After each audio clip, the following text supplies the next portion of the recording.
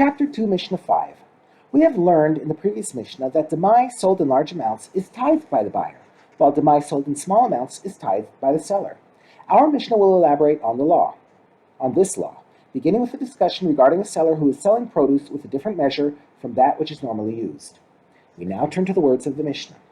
Rabbi Meir says, regarding that which is usually measured with a large measure, that is, produce that is usually sold in large amounts, such as wheat, but was in this case measured with a small measure, that is, a small amount was sold, the small measure is insignificant relative to the large one, and it is considered as if the sale was done with a large measure.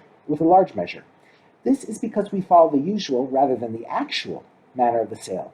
Since this product is usually sold in large amounts, the law is determined based on the rule applying to large amounts. Thus, the buyer is required to separate masros. Regarding that which is usually measured with a small measure, that is, produce that is usually sold in small amounts, such as beans, but was, in this case, measured with a large measure, that is, a large amount was sold, the large measure is insignificant relative to the small one, and it is considered as if the sale was done with a small measure. Thus, the seller is required to tithe it as if he was selling a small amount. Here, too, we follow the usual rather than the actual manner of sale. The Mishnah defines a large measure. What is a large measure? For dry food, i.e. solids, it is 3 kavs. For liquids, it is the amount that could be purchased for a dinar.